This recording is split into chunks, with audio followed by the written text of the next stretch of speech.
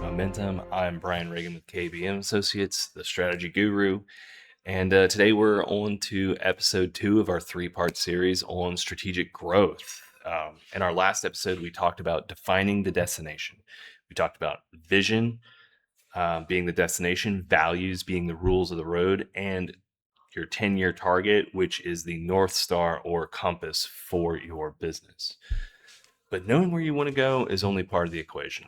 Today, we're discussing the second step. What's standing in your way? Because every business has obstacles, every business has weaknesses, and great strategy isn't about doing more things. It's about solving the right problems. So let's take it back to our canoe analogy. So we're in our canoe, we know where we're going, we have the destination, we know the rules of the river, and we have our compass, so we're going in the right direction. Team is rowing together. Everyone understands the destination, why we're doing it. It is great. But suddenly, there is a massive rock sitting in the middle of the river. We can't navigate around it. We can't ignore it. We can't wish it away. We have to figure out how to deal with that. That is the core of strategy.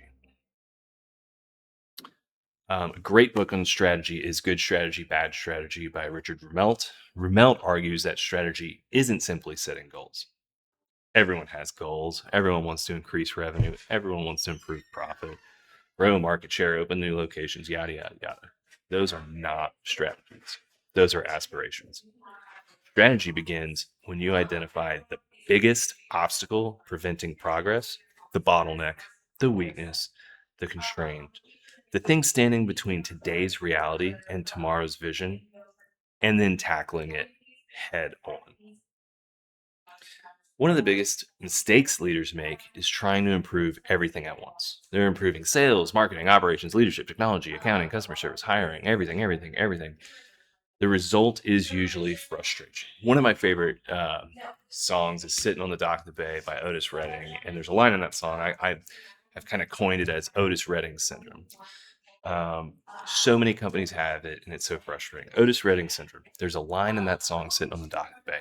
I can't do what 10 people tell me to do, so I guess I'll remain the same. And that's what happens when you focus on too many things at once. You focus on 10 different things, nothing is going to change. You will remain the same. You will get frustrated. That's what separates good organizations and good leaders from bad organizations and bad leaders. Good organizations with good leaders know how to focus. They identify the 1 or 2 weaknesses creating the biggest drag on the organization, and they concentrate resources there. Because solving the right problem creates leverage. When you put leverage against the right thing, that can create momentum in your organization. So, how do we do that? Well, we like to do it with 5-year change missions.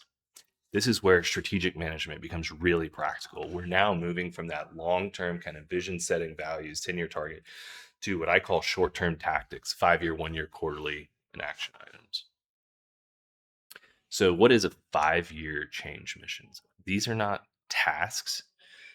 They are transformations. They are major organizational changes that must occur to achieve your long-term visions. Maybe your weakness is in leadership development. Maybe it's accountability. Maybe it's your systems.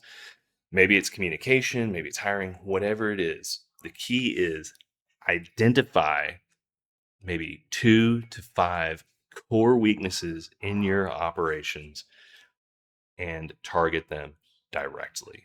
So I like to start finding your 5-year change missions by taking your 10-year target and start and cut it in half. Like, okay, so let's say in 10 years, we want to be a 20 million company. We need to be at 10 million in 5 years. Okay, well, in 5 years, what do we need to have done?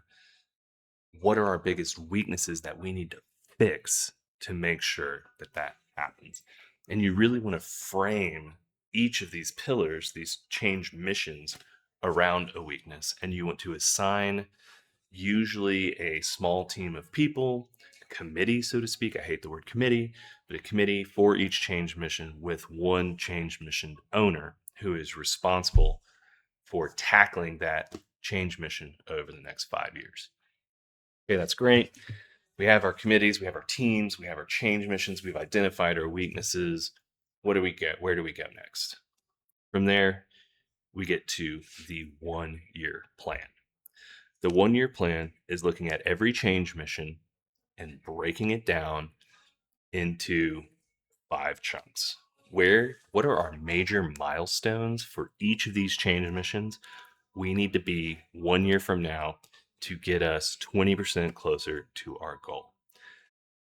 Now, okay, it sounds like we're just breaking things down from 5 to 10 to 1. Yes, we are, but I want you to think a little bit more tactical to that. Every time we break it down, we get more in depth. So, 5 year change missions, we have a committee and an owner. For a 1 year plan item, we make them SMART goals. Every single goal in your 1 year plan that is related to targeting a weakness, which is a 5 year change mission, is specific, measurable, attainable, relevant, and timely. And it has a specific owner. Every change mission should have 3 to 5 of these 1 year benchmark items assigned out to them. Once you have that, and you've identified those major obstacles, it's time to break it further down into manageable pieces. And this is how you actually get your work done. These are your quarterly rocks. These are 3 to 5 priorities that every individual in the leadership team has for the next 90 days to get you one step closer to your 1 year plan.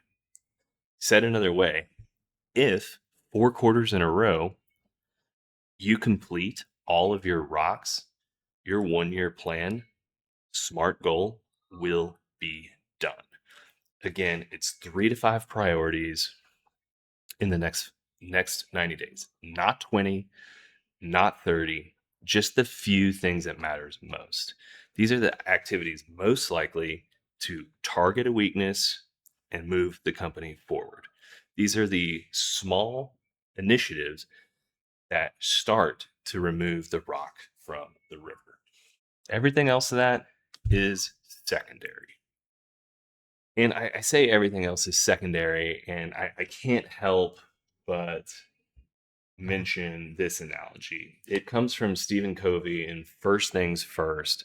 I'm sure most of you have heard it, but it's such a good visualization of how these things work. So why do we call them rocks? Because they are the most important priorities, the most important things that must get done to move your company forward. So I want you to imagine a bucket, and the bucket represents your limited time and capacity working in your business. Now you have your rocks. These are your most important priorities, we've already talked about. Then you have pebbles. This is your day to day operations, less important things. They're urgent, but kind of secondary tasks. And then you have sand. Sand is the minutia. This sand can be fired, sand can be anything that distracts you from focusing on your rocks. So a lot of times we get so ingrained in focusing on today and what needs to be done that we put the sand and the pebbles first. Well, Stephen Covey's analogy goes like this. You take your bucket, that's your capacity, you dump your sand in. You target that first. Then you take your pebbles, that's your emails, your day-to-day operations, and you pour that in. Guess what? There is no room for your rocks to fit in that bucket. They will fall to the wayside, and you will fail completing your quarterly rocks, and you will fail completing your 1 year target. You will not address your 5 year change missions, and you will never reach your vision. Now let's flip the script. You have your bucket, that's your life. Same bucket. It's your capacity at work, same rocks, same pebbles, same sand. You put your rocks in first. Okay, they all fit. They didn't fit the last time. Then you pour your pebbles in. Your pebbles go around the rocks. Some make it all the way to the bottom. They start tacking on top of that. Okay, they fit. Then you take your sand. Then you pour it in. Your sand also fits. Same bucket, same 3 items. Everything fits. If you prioritize your quarterly rocks first, you will be able to still put out fires, still check your emails, and still complete your 1 year plan and complete your 5 year change missions. It's just how this stuff works. You have to make it a priority, and you have to, as a manager, as a business owner, ensure that everyone in your team is also making it a priority. So I said this last time, I'm going to say it again. Most organizations don't fail because they lack effort. They fail because they're either not focused and their effort is scattered. So progress comes from concentration. Find the restraint, find the weaknesses, focus your resources on that, remove that obstacles, and repeat the process over and over and over again.